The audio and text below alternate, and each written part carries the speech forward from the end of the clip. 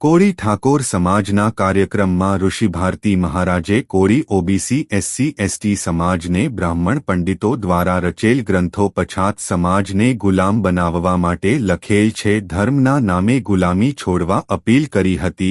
Doctor Babasaheb Ambedkar દ્વારા બંધારણમાં આપેલ હક અધિકાર મેળવવા માટે બીજાને શાસક બનાવવાને બદલે ખુદ શાસક બનવા જાગૃત બનવા અપીલ કરી હતી। જે પાખંડ ચાલી રહ્યું છે એમાંથી મારે તમારે બહાર આવવું પડશે। અહીંથી વાત ન અટકે એટલે એક મહિને એક ઉત્સવ આપી દીધો કે આપણે ઓબીસી એસટી એસસી વાળા બધા જ એમાં આખો મહિનો એમાં લીન થઈ રાખીએ અને બીજી સમસ્યા મૂળ જે છે તમારે પાવરમાં આવવાની એ ડાયવર્ટ થઈ જાય। ત્યાંથી વાત ન આવી અટકી એટલે અનેક પ્રકારના શાસ્ત્રો આવ્યા।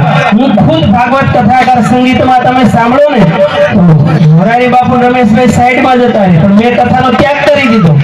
શું કામ? ત્યાં પાખંડ સિવાય અમુક વાતો જ નથી। એટલા માટે ત્યાંથી વાત ન આવી એટલે એવી કથાઓ આવી કે એમાં તમે આખો દિવસ રચા પચાય। ત્યાંથી વાત ન અટકી એટલે અમુક પાખંડી પંડિતો બાવા સાધુ આવ્યા। એને એમ કહ્યું તમને ઓલો ગ્રહ નડે છે, તમને ઓલા ભૂત પ્રેતાદિક નડે છે, તો ભાઈ જાને ઇઝરાયલ ને ઈરાનનું યુદ્ધ ચાલે છે ત્યાં મોકલી દો। કોઈ ગ્રહ ક્યારેક કઈ તમને નડવાના નથી। નડવાના હોય તો આપણી આજુબાજુના જે માણસો હોય એ જ નડે, બાકી કોઈ નડે નહીં। સમજાય છે ને? એટલે મહેરબાની કરીને કોઈ સવારના ભાઈ બહેનો આવા કહેવાતા અમુક પાખંડમાંથી બહાર આવો અને ખૂબ જાગૃત બનો। આ એક ગુલામી સિસ્ટમમાંથી મારે તમારે બહાર આવવું પડશે। હમણાં બંધારણની વાતો આવી એ શા માટે કે બાબા સાહેબે જે વાત કરી છે ને એ વાસ્તવિક છે। અને બીજું કે હું તમે અત્યારે પણ ગરીબીમાં જીવીએ છીએ અને કેટલા પુઅર ફેમિલી છે, કેટલા મિડલ ફેમિલી છે, કોઈ રીચ ફેમિલીમાં તો બીબી માલકિયા સાહેબ જેવા, દિલીપભાઈ જેવા, સાગરભાઈ જેવા પણ વધારે પડતી સંખ્યા પુઅર ફેમિલીની છે અને ખૂબ હાર્ડવર્ક કરે છે। રોજ 400-500 રૂપિયા કમાઈને એ ગુજરાન ચલાવતા હોય છે। તો એક સમય હતો મારા ભાઈઓ અને બહેનો કે આ કોળી સમાજનો એક બિઝનેસ હતો, એક પોતાનો જે કઈ આવડત હોય ને કળા ભગવાન આપી હોય તો એ સૌથી ટેક્સટાઇલ નો બિઝનેસ કોળી સમાજ વાહે હતો। કબીર સાહેબ ને તમે પૂછો કોળી સમાજ બધાય જે કપડા, ક્લોથ, આ ગાર્મેન્ટ આનો બિઝનેસ કોળી સમાજ પાસે એક સમય હતો, પરંતુ એ સિંધી લોકો સિંધમાંથી આવ્યા ને બધો ધંધો એને પોતાના કબજે કરી લીધો અને આજે આપણા બિઝનેસ નો ફિક્સ કોઈ પરિભાષા નથી અને આપણો ખેતીવાડીનો બિઝનેસ, ફાર્મિંગ, મિલ્ક, ડેરી, આ નાના નાના બિઝનેસમાં જો હું તમે આગળ વધશું, કોર્પોરેટ એક વસ્તુ યાદ રાખજો કે કોર્પોરેટ જગત બહુ મહત્વનું પાસું છે। કોર્પોરેટ જગતમાં પણ હું તો એમ કહું 20% કદાચ કોઈ સમાજ આગળ વધી ગયો ને તો રાજકારણ સાઈડમાં રહી જાય, એટલી તાકાત કોર્પોરેટ જગત ધરાવે છે। અને ત્રીજું આપણી એક સમસ્યા આતંકની। આતંક એટલે ખાલી પાકિસ્તાન ભારતની બોર્ડર ઉપર એને જ આતંક નથી કીધો, આતંકની પરિભાષા અલગ અલગ છે। તમારા હક અધિકાર કોઈ છીનવી લે તો એ પણ આતંક છે। તમને એજ્યુકેશનમાં ભેદભાવ કરે તો એ પણ આતંક છે। અને આજે તમે વિચારો હજુ એક ઘટના ઘટે નહીં તે એક મહિનો થાય તો બીજી ઘટના ઘટી હોય કે ત્રીજી ઘટના ઘટી હોય, આખું યુવા વર્ગ એમાં ચિરાગની ટીમ આખી ગમે ત્યાં ફટ કરતી એ વ્યવસ્થિત મેનેજમેન્ટ સાથે પહોંચી હોય। એકવાર એ યુવા ટીમને વધાવો તાળીઓથી। અને મારે એટલું કેવું છે કે જ્યારે આવી જ્યાં જ્યાં ઘટનાઓ ઘટે છે તો તમારું લોકલ લેવલની ટીમ અથવા લોકલ લેવલના ભાઈઓ બહેનો એટલા મજબૂત કેમ નથી રહેતા? આપણે ત્યાં એક વાત એવી અધૂરી અને ઉપરછલી કહેવામાં આવી મહાભારતના શ્લોક દ્વારા, અહિંસા પરમો ધર્મ। આ વાત સાચી કે ખોટી? અહિંસા પરમો ધર્મ, આ વાત સાચી કે ખોટી? આના તો સાચી હે, સાચી ખોટી વાત છે।